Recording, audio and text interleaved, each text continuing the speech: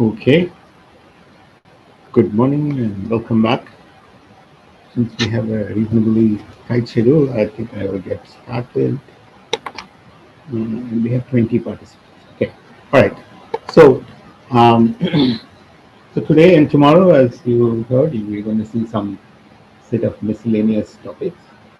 So, what I'm going to talk about is the string matching problem in streaming model.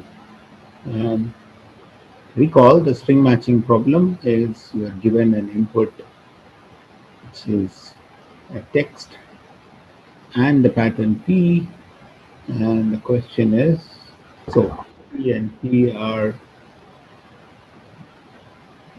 some uh, strings in finite alphabet. So one. In particular, we're going to assume for this talk the T is a string of length n and P is a string of length m, and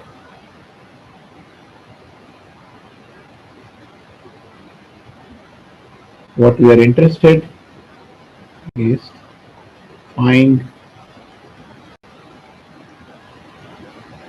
all occurrences of P in T. In particular, find positions in text of all occurrences of P in text. Right? So my text, again, I'm going to assume my sigma is just 1 to k or something, right? These are numbers.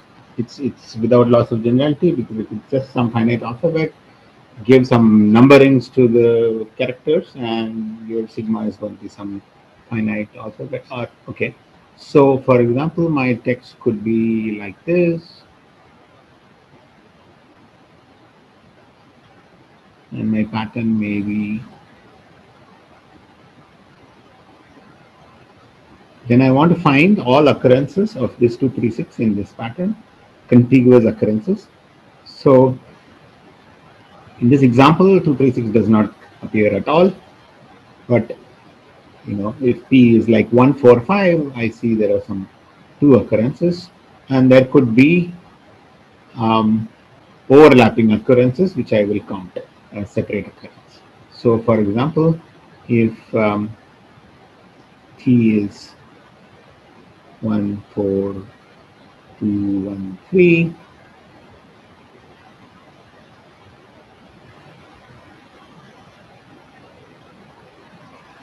okay, engineer something. If P is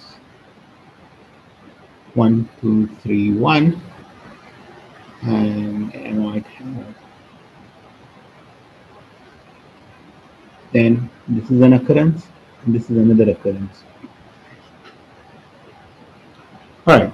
So you have presumably seen algorithms for this problem in your algorithms course. If not, please go take a look at Carmen's book or any other book, and some nice algorithms known. So a naive algorithm would take time, order m times n. Recall that m is the length of the pattern and n is the length of the text. So you can naively slide the pattern with the text looking for matches, and if there is a match or if there is no match, you just slide it by one step and keep doing it. So it could take order n times n, and is a very classical algorithm to Knuth, Morris and Pratt, which can actually solve this problem in order m plus n time. It's pretty much as good as you can do. So what this algorithm does is, sort of builds what is called a prefix function, or if you like, an automaton. You're used to this concept. It's more or less like an automaton for the pattern P. So, takes the pattern, pre-process it somehow, build some sort of an automaton to accept all strings containing this pattern, and then you slide your text. Okay. So, and then run the text on the automaton.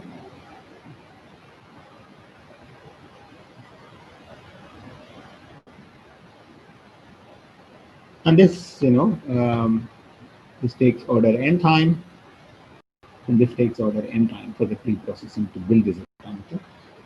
And, and then you're just running the text. So this is, once you have done this, this is really a real-time algorithm, because just once you see the next character of the text, you know which state to move on. And if you reach the final state, you know that the last m occurrences is form, pattern. So this is really a real-time algorithm. So in a sense, okay, if I want to slowly move towards a streaming model where we assume that the text is coming one at a time, and we want to be able to answer, does the last n characters of the text match the pattern? Then this actually answers in real time, in constant time. The problem is that this uses order m space. This corresponds to space because it's just going to either build this prefix function or automaton and keep it in your memory, and then it runs the text. So this takes order m space, but it's very efficient on the running time, even in the streaming model. However, the problem for us is the space. So our goal now is to try and improve the space requirement, maybe if necessary at the cost of increasing the per character time. So I'll actually formally tell you how the problem is in this model and so on. But let me just go with this classical models and algorithms for a while. Okay, so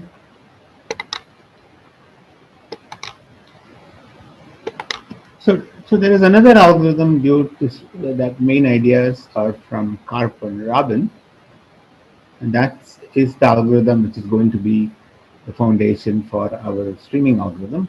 That algorithm works like this. Okay, so if you think of your text as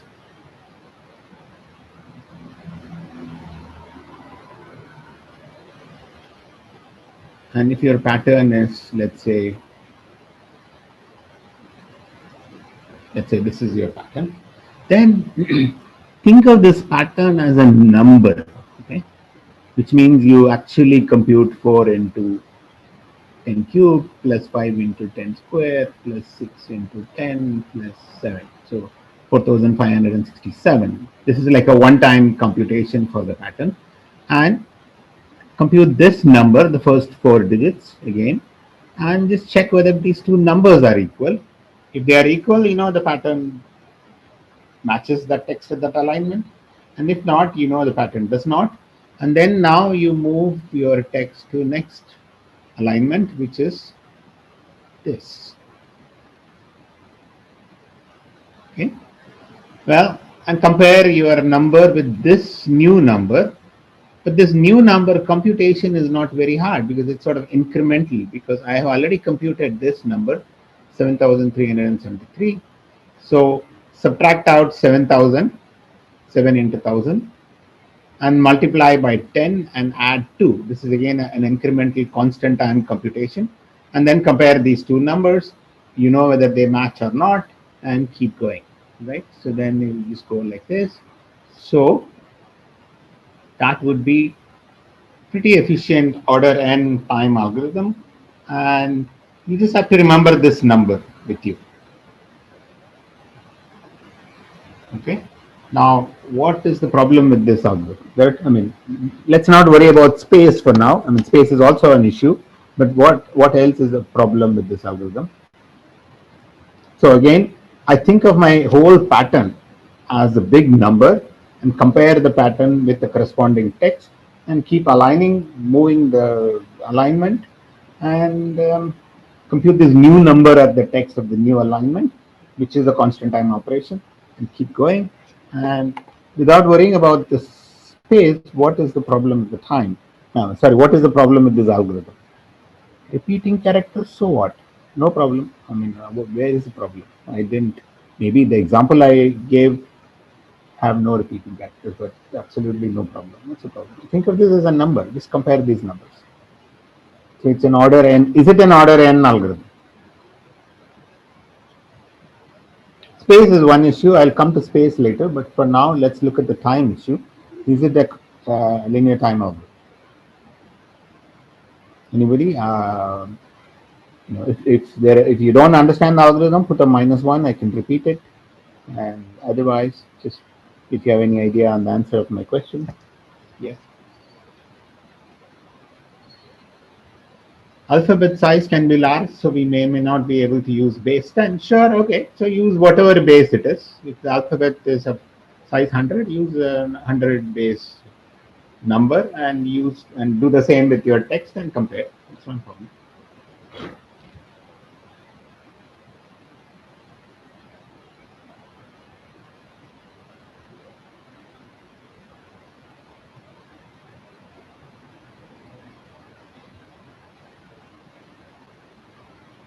So remember, we are working with big data, right? Suppose my pattern is 1,000-digit number and my text is 10 million size. My pattern is 10,000 size, let's say.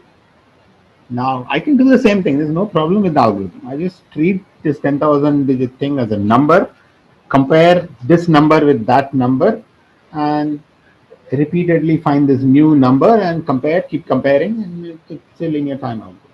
What's the problem with this?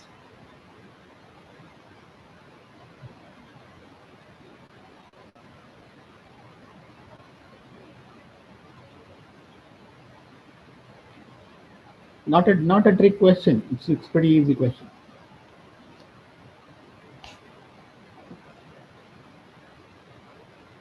Fatigue has set in, is it? Last day or almost the last day. So the P may be too large, or the number of patterns may be too large to fit in memory, or T Yeah. may be too large. If Memory all is these one things happen, then memory is one thing, but is it reasonable to say that I can compare two 10,000-digit numbers in constant time?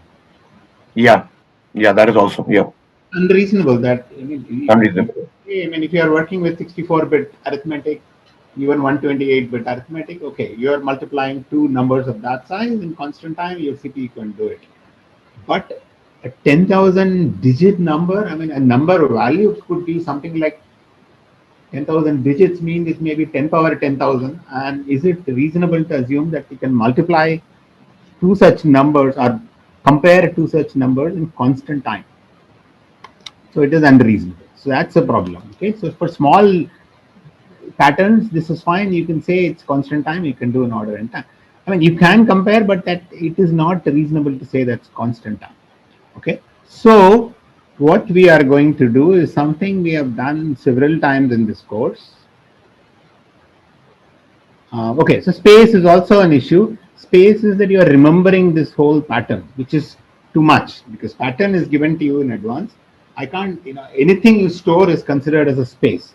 It's a stream, it's coming. You can only store something about the pattern, but if you store the whole pattern, it is like order n space, and that's sort of what we are trying to avoid. Okay, so um, so one thing what we will do is, okay, you complain that you are working with 128-bit arithmetic, and so 10,000-digit number is too much. So what we will do is we'll take this pattern, this huge number, and do mod some small n, okay? Or let's say n cubed. If n, because I said n is my text length, so I'm going to assume that I'm going to do mod n cubed. Take this whole number and compute it, mod n cubed. Now the number size has become, number value has become up to n cubed.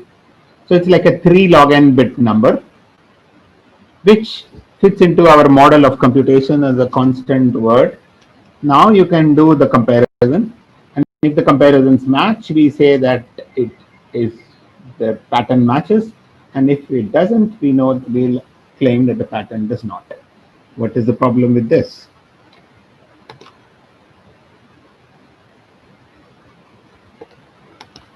right? Now I'm going to do everything in mod n cube computation. We'll see why n cube later. And so now I take these 4 digits also and compute, instead of, and it's not 4, p is going to be very large.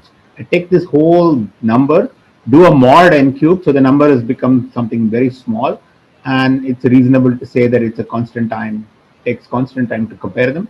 And then, and in the mod n cubed world, the incremental number is also very easy because I just do the same thing, right? Um, Subtract out 7 into this and add this everything in the mod n cubed world and compare it with this. And if the numbers match, I'm going to say it matches. If they don't, I'm going to say it does not.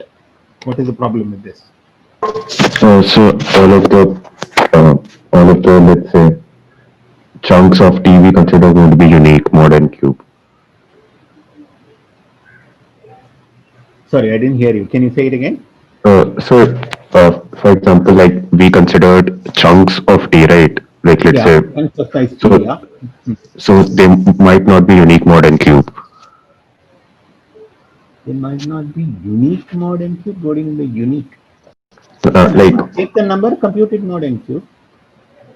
right. So I mean, I'm saying like taking the mod n cube of two different numbers might yield the same result. Exactly. That's exactly what Badri also has said, that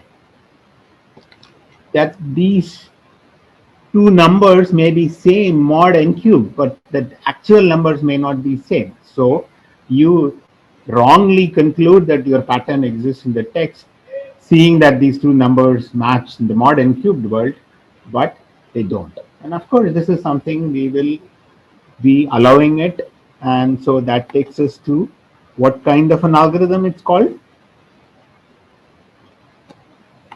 We will settle for a Monte Carlo algorithm. Okay, so more formally, I'm not actually also going to multiply by 10 cubed. So here is my um, formal definition of a fingerprint. Okay. Fingerprint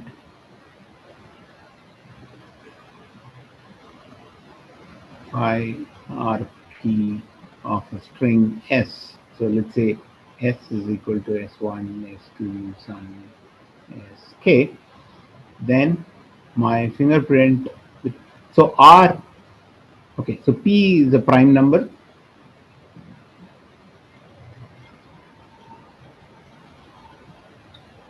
And R, I'm going to choose random value in this field fp 0 to p minus 1. And once you have this pattern, I'm going to compute this number like exactly what I did before. So this is going to be s1 into not 10 power but r power k minus 1 plus s2 into r power k minus 2 plus dot dot dot plus sk. So sk minus 1 into r plus sk. So it's a number. Everything mod p, of course. Okay, and p we will say is order n cubed. Remember, n is the length of the text. So I pick a prime number in the order n cubed, and I pick a random value in this field fp, and I'm going to compute this number s1. So it's exactly like what I did before. I took off it as number. Instead of decimal into 10, I'm going to do it over r power k minus 1 plus r power k minus 2, and the whole thing mod p. That's the number, and that is what I will be computing, comparing all the time with the pattern and the text and do the alignment. Now let's do some simple lemma. Let's get it out of the way, which is going to tell you something about your probabilistic error bounds, right? So here's my lemma.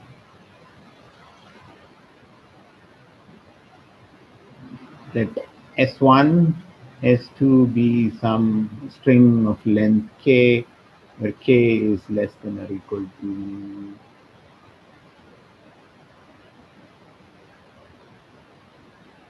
n. and suppose these two strings are not equal, then let's see the probability that the fingerprints will be equal.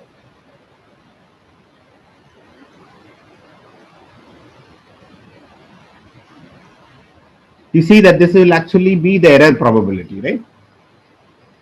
So what this is saying is that the two strings of length k less than or equal to n, the strings are not equal, but when I do these computation, they become equal.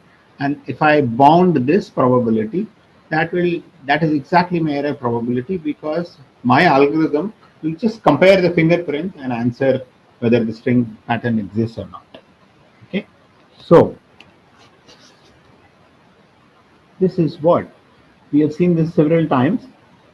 R is a random number, and this is, if you think of replace R by some X, we're talking about a polynomial, univariate polynomial of degree k minus 1 in a field of size n cubed.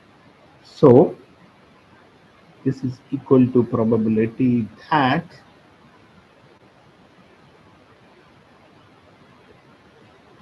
um,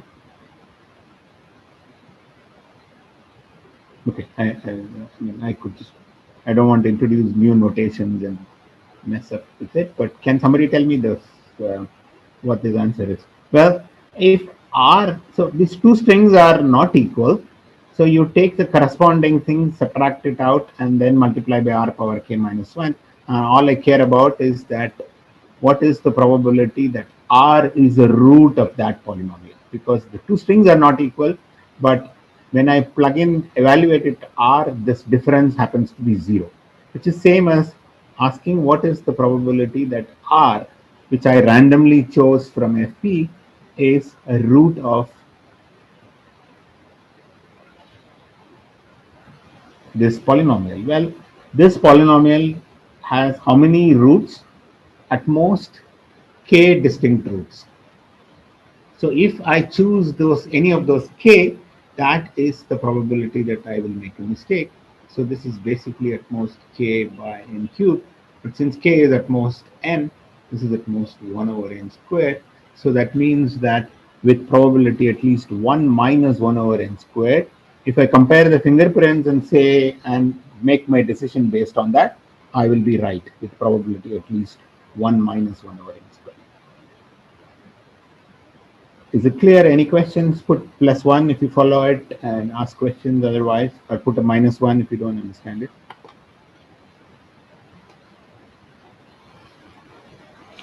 Good. So this is, this is something we have seen again and again several times. Just, simply think about polynomial of degree k as at most k roots in any field. So you choose your field size to be large enough, and you pick a random number, you can bound the error, right? So to start with, we think of these as numbers, and then we do the natural thing of modulo computation to go down to a small number where comparisons is reasonable. But then instead of evaluating a 10, I'm evaluating a random number R, and over the choices of R, I can control the probability of error. Okay, good. So now let's, this is a starting point. Let's now carefully look at, in the streaming model, what happens to the space. What is happening? What are we storing?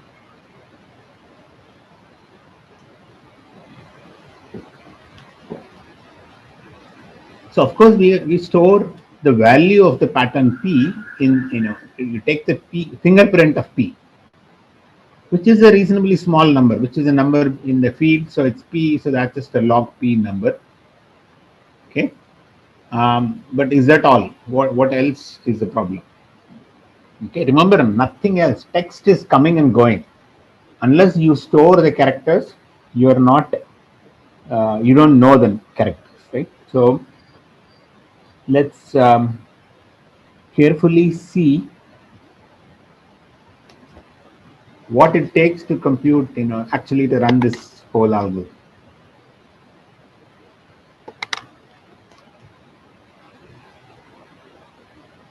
So here is my text key, T1, T2, it's just coming.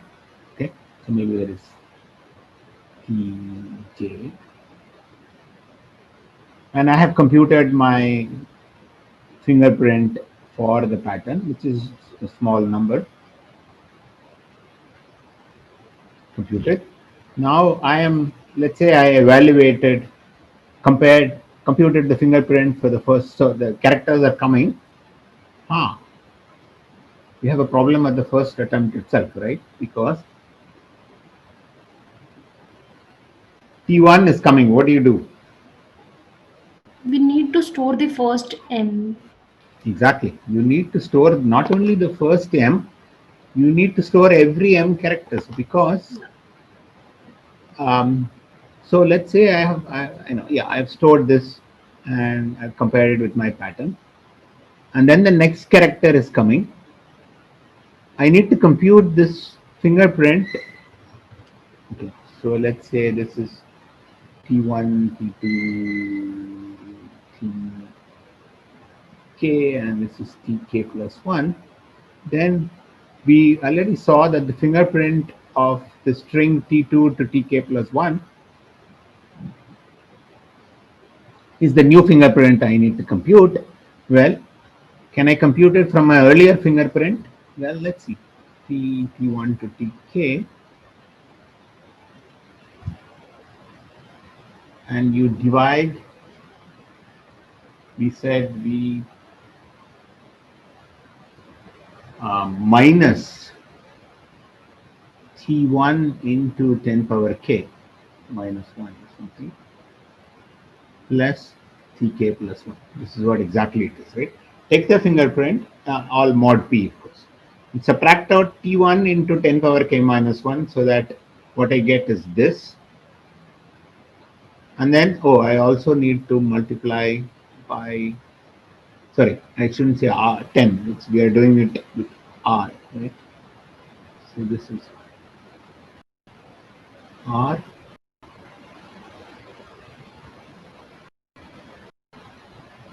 And then multiply by R, this whole thing, and then add Tk plus 1. That is the new fingerprint.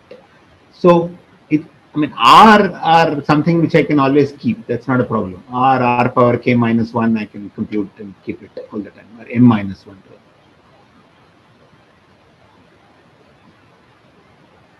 So I have the fingerprint of this, but I need T1, which is the problem, right? Tk plus 1 is coming, but I need T1. And the same problem. Next time when I go to do, I need T2, I need T3. So in particular, you need the M characters of the text, which you should remember. Apart from the fingerprint for the pattern, you actually need the M characters of the text so that you know what to subtract out every step. You have the fingerprint value of whatever you've seen so far, but you need this to subtract out. This is coming in. Okay. So more importantly, you need to store last M characters of text. So that's order n space. Okay, we have a randomization already because we are doing this fingerprint computation. So there is some error. This is a Monte Carlo algorithm. It does not. If it says no, you can definitely believe it. It's only one-sided error. But if it says yes, it may be wrong with some error, and we can control the error probability. But the other bigger problem which we need to worry about in the big data world is that it uses order n space. So what I want to tell you in the next about 20 minutes or so, an algorithm, or at least give you an overview of an algorithm which improves the space to order log n. Okay, so this was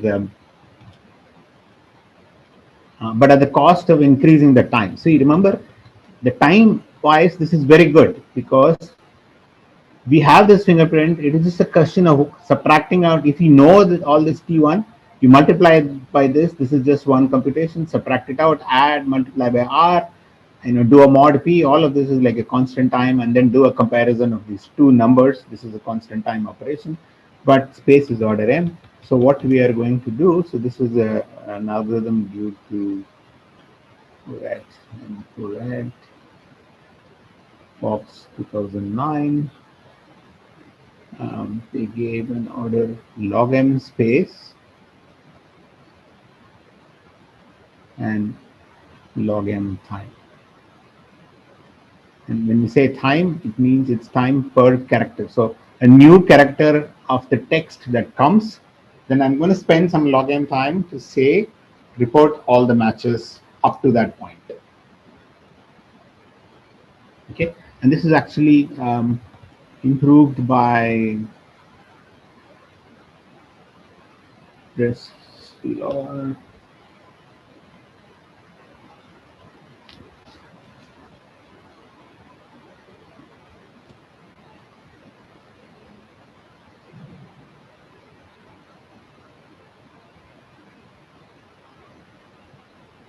And Galil.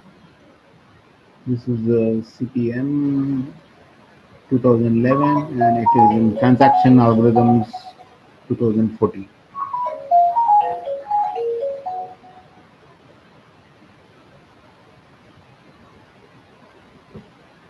And they improved it to again for the log m space and constant time. Of course, both are randomized. They actually build on the same fingerprinting ideas. So it's both randomized, and it's not even clear that deterministically you can improve order and space. Yeah, so I'm not completely sure, but I think we cannot. I don't know whether there are some lower bounds. Okay, so what? So these people also simplified this log m space, log m time algorithm. So that's the version I'm going to talk about, and we'll get started on that. So, any questions?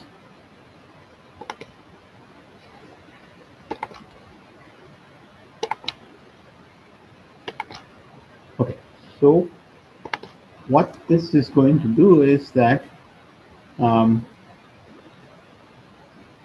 you're going to think of some log m levels of information.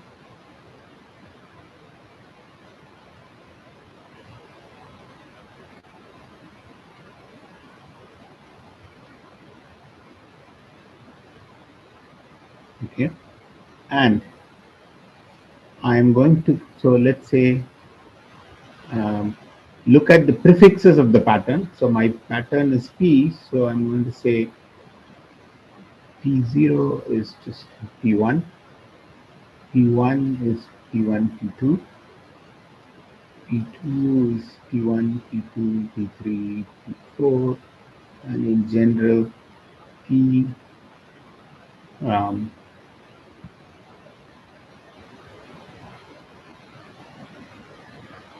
log m is, true to the log m. And then the last one would be the full pattern. This P may not be the multiple, m may not be a power of 2. So these are prefixes of the pattern of length, this appropriate length. Okay. So at any point of time, so my text is coming at any point of time, I'll tell you what we store, and then the problem boils down to how we update this information when a new character comes.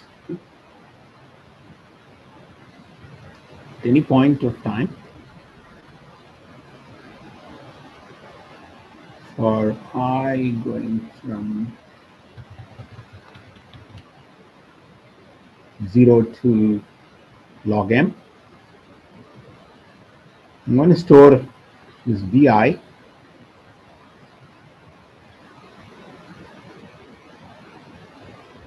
which may have more things.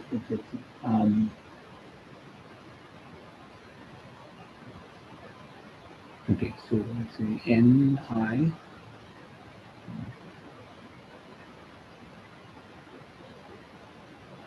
This is all my notation, not necessarily in the paper.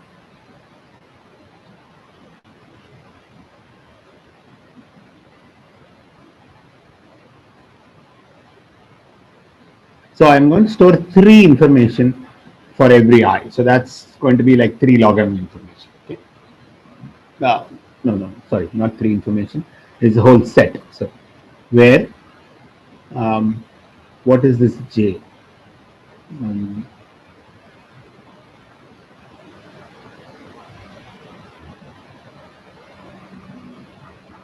okay, so tj.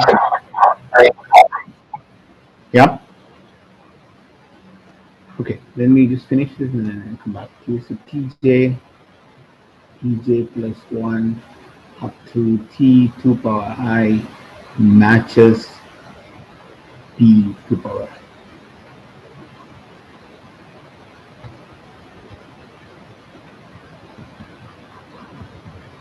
So let me say this pictorially so it's easy to understand. So what I'm going to have is there is v0, there is v1, v log m, and here is my running text.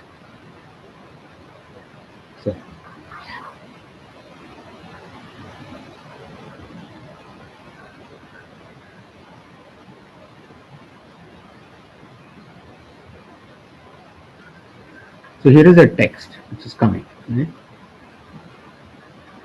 So V0 is going to have all positions of the text, that's the J, which match with P0, P1, the first character of it.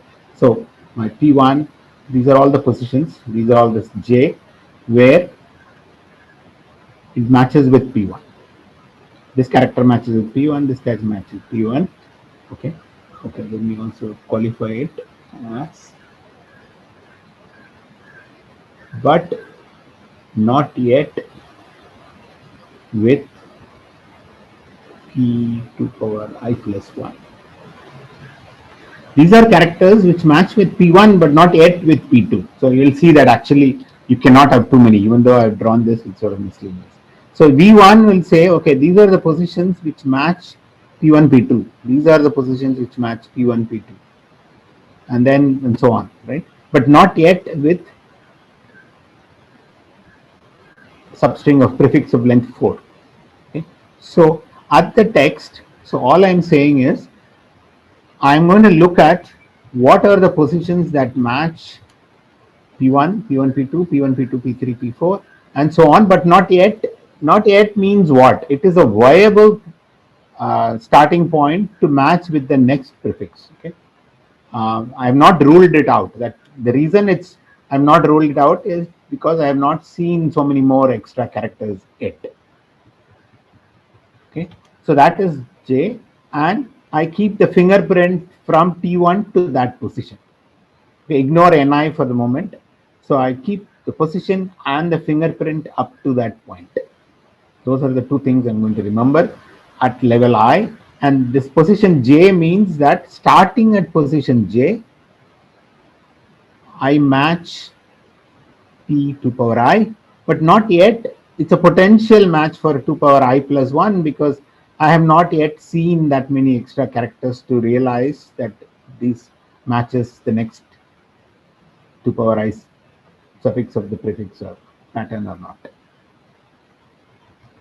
Okay, so yeah, maybe it looks notation heavy, but it's not very hard. Is there any question? Please ask. I will explain again.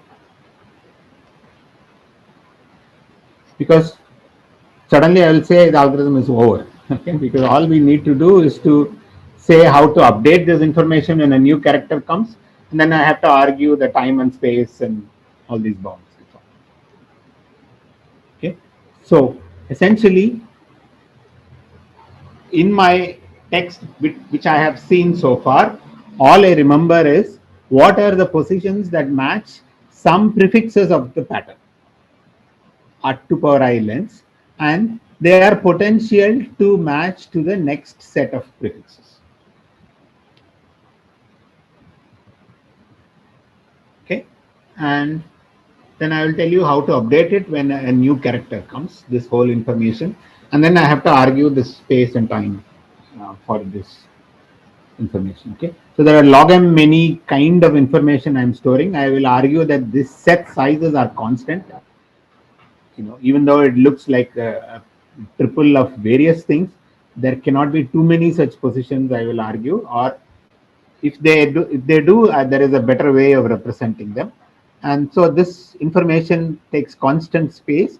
There are log m many levels, so totally order log m space. That's the whole uh, bound for the space. The time I'm going to say when a new character comes, I will tell you how to update each of these level information, and that's going to take me log m time.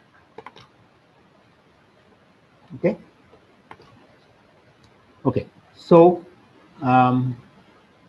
what is my output? Well, output is all positions that match P1 to PM, right? All positions that match P1 to PM is my output.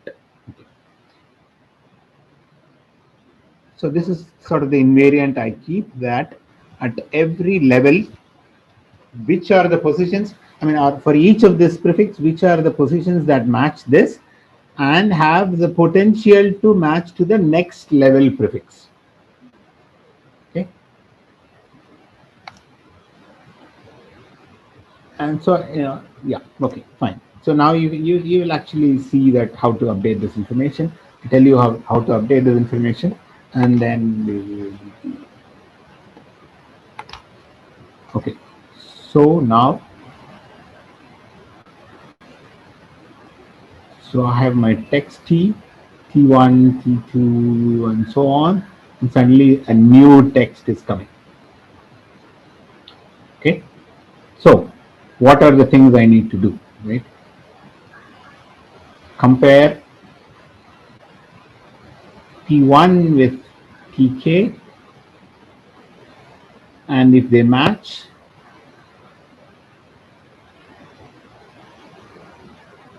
add K and PRP P1 to TK to what?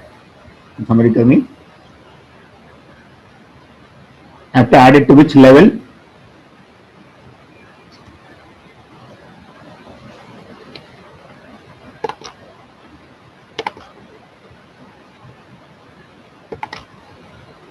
Have we lost everyone? So here's my level difference information, right? V0 contains all positions that match P1 and could potentially match to P2, P1, P2. Okay. So now I have P1 matches with TK. So I will add it to V0, right? The set V0. So this is a position which could be a starting point for a new occurrence of the pattern P1. So I add that, and I add this entire fingerprint. See, always I keep, so what I'm keeping is the entire fingerprint from T1 to appropriate positions. I'll tell you why it is useful. Okay.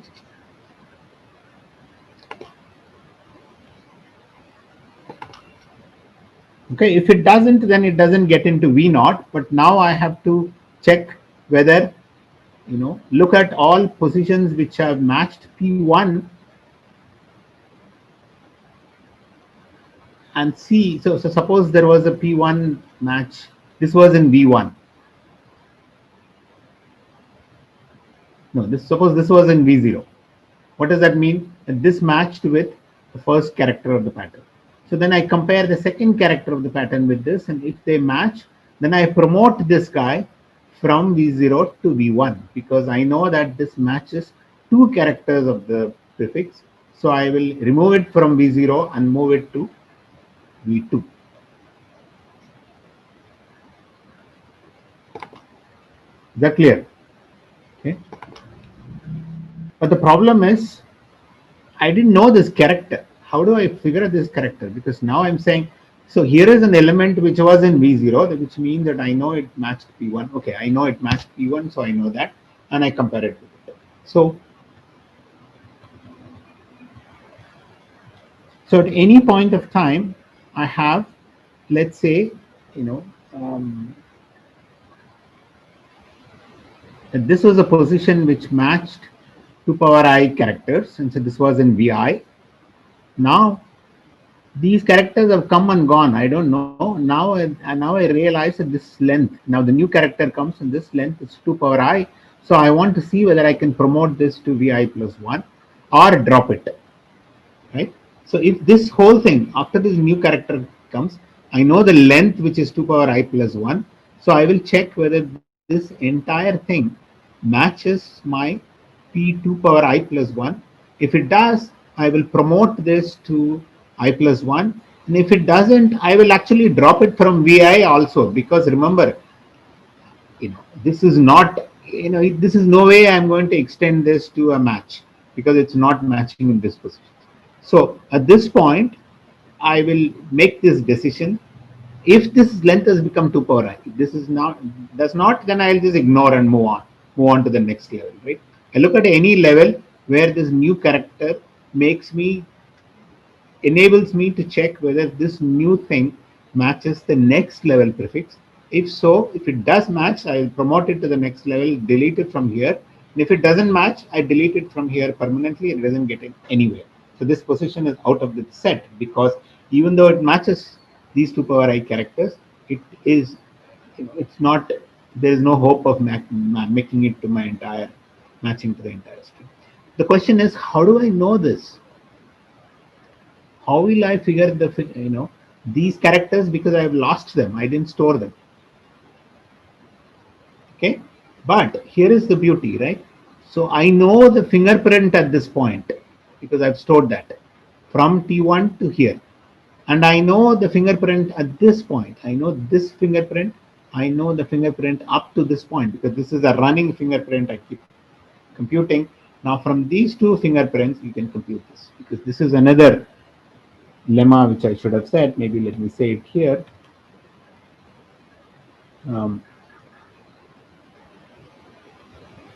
Observation, fingerprint R key of U R fingerprint of R key. Okay, let me see. V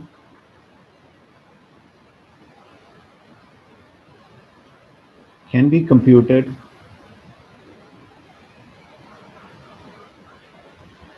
from fingerprint of UV and fingerprint of U, because it is just this algebraic expression. I know what this number is, summation blah blah blah r power k minus 1, all that, this whole thing, and I know this. So from that I can compute this, because it's just again some multiplying by r power some number of one of them and adding something and so on, because we know this. Okay, so is this observation clear?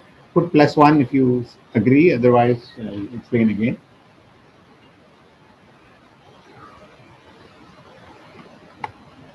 Okay, so 1 + 1, others are given up. Okay, few more. So all I'm saying is fingerprint is of this specific linear, polynomial evaluated at R, we know. So if I know this, and if I know this, I can compute fingerprint P. So that's exactly what is happening here in my previous slide. What I said is that I have kept this fingerprint. That's what, because fingerprint at all these little positions I've stored, and I know that it matches 2 power I characters. That's why I made into VI. Now I let these characters pass by until this becomes another 2 power I. So that's 2 power I plus 1. At this point, I will see whether this whole thing, based on the fingerprint of this, I know the fingerprint of this, I know the fingerprint of this, so I can figure out the fingerprint of this whole thing, whether it matches my next prefix. If so, it gets promoted to the next level. If not, this gets thrown out of my entire connection. And this is the update step I do at when every character comes. I have a constant time operation on each of this level to see whether it can be promoted to the next level or thrown out, based on these fingerprints and comparing with the next level fingerprints. So that's order log m time for each character, and ultimately, what will I output? All that positions in V log n is exactly those positions which match from that position all the way up to M matches PM, and this is my output.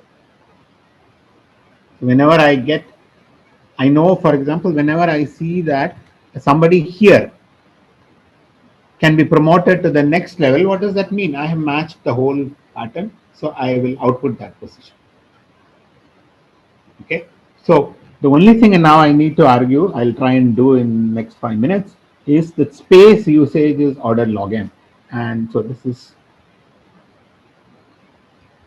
the time. Space is ordered log m, again by arguing that I have only constant amount of information it's stored at every level. If I argue that, that will be ordered log n. Well, what am I storing? I'm storing all positions from which that are matched pi and potential to match pi plus 1 and their fingerprints. This is a constant information. And this, I'll say something about the NI. Now, what is the problem if, let's say that there are more than, no, I want to argue that if there are two occurrences of these P to I's at every level, I am fine. But if there are more than three, what am I going to say? So then, if the number of occurrences is very large, isn't that a problem to store in the set?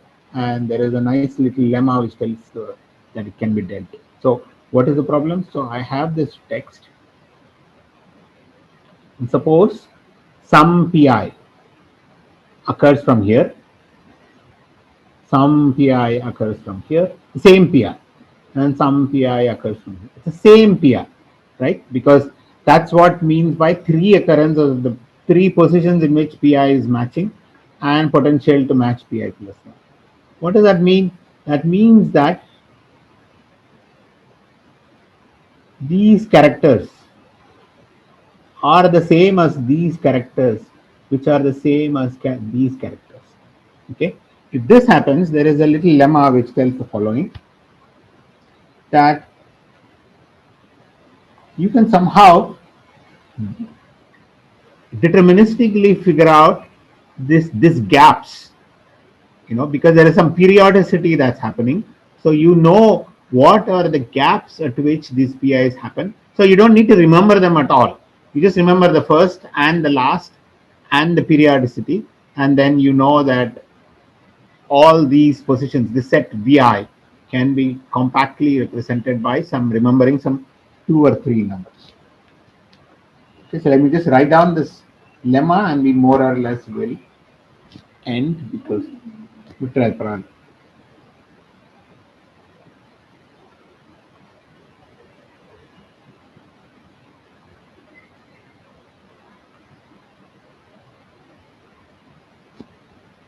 So this lemma is,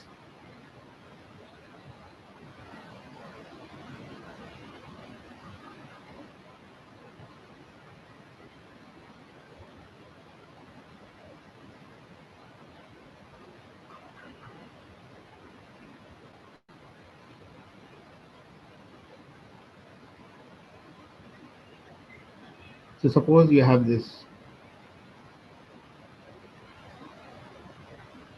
okay, let me draw this pictorially. So here is V, and suppose some U occurs 3 times here. They may be overlapping. So let T1 less than T2 less than blah, blah, blah, TH be locations of occurrences of U and V, and suppose Ti plus 2 minus Ti plus, and H is greater than or equal to 3. So there are 3 occurrences, and Ti plus 2 minus Ti is less than or equal to cardinality of U. Then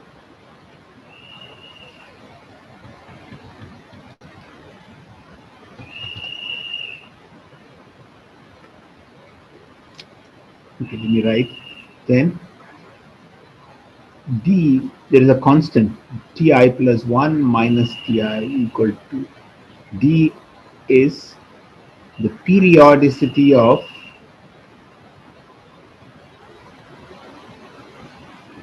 u. Okay.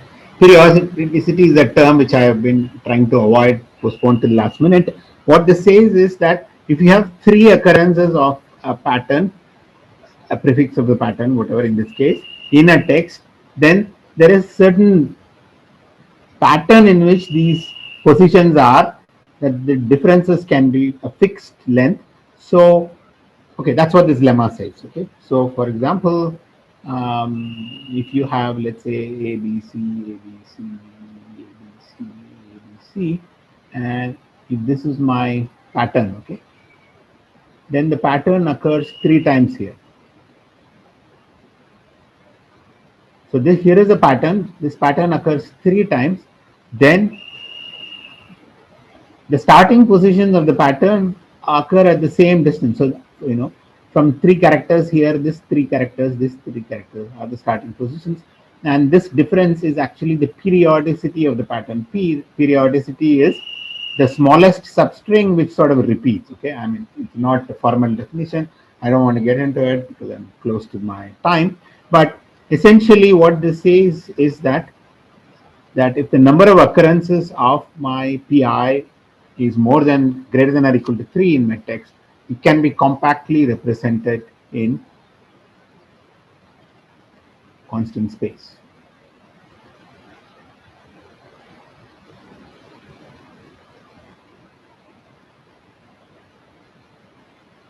Basically represent the first occurrence, the difference, and the last occurrence.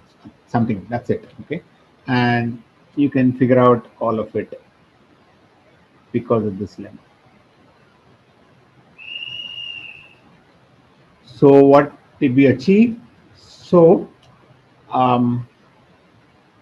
at each level you are representing only constant number of values. So this ni actually represents number of occurrences. Number of occurrences of this pi in your up to this text is what ni is, and you store all the positions and the fingerprint. Now, if the number of occurrences is more than 3, you don't need to store all the positions. You just represent the first and the last. Oops. Inadvertently, there is a poll. I don't know who pressed what.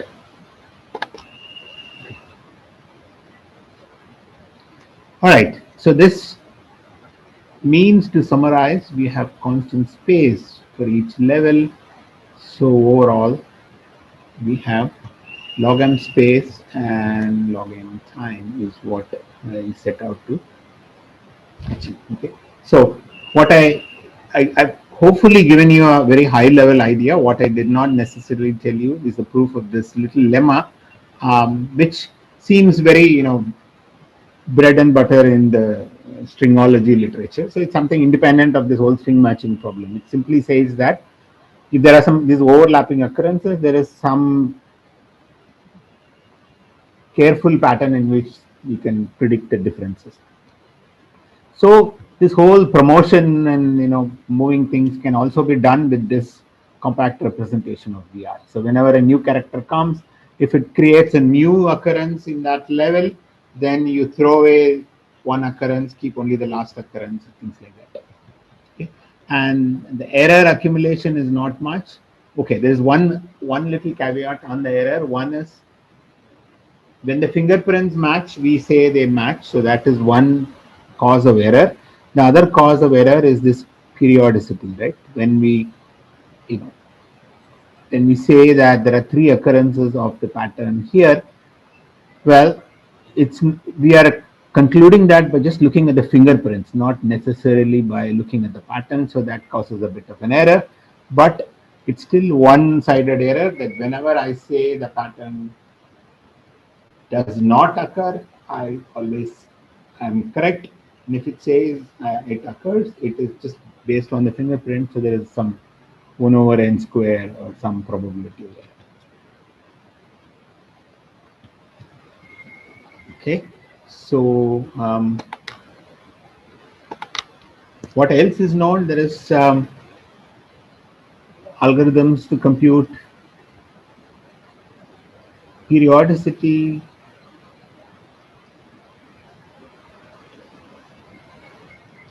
There is some work on approximate string matching.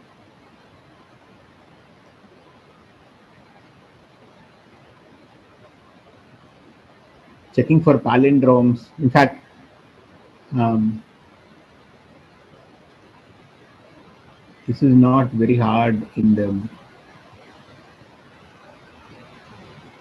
streaming model, but in the property testing model, which you will hear about tomorrow. Yeah, so these are some of the work that is known in the literature on stringology in these restricted models. Okay. I will stop here. Are there any questions? Otherwise, we will have a short break and resume at 12:15. So, are there any questions? So, Yeah. we're storing the fingerprint on every level, right? Yes. So wouldn't the fingerprint itself take login space? No, fingerprint is a number, one number. So what I store is the fingerprint of T1 to Tj. It's cumulative fingerprint, one fingerprint for every position. But fingerprint is what? It's just a modulo p number, right? Because you do this polynomials and then take a mod p and that's just a number. So, okay, one thing if maybe could be a point of confusion, when I say space, it's actually some order log n bit word. So we are not counting bits. So if you want to count in bits, it's log n time log n bits. Okay. Okay, so When I say thank you. space, it's a register, it's a number, how many log n bit words? Because fingerprint is just a number in the range 1 to n cubed, because p is our n cubed.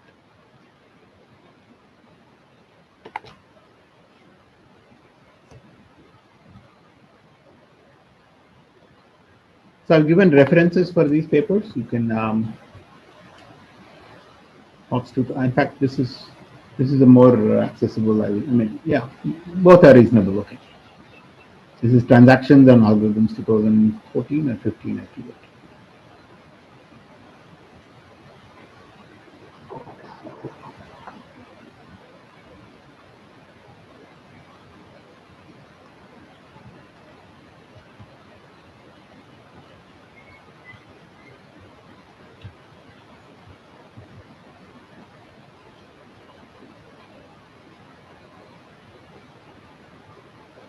All right. Thank you.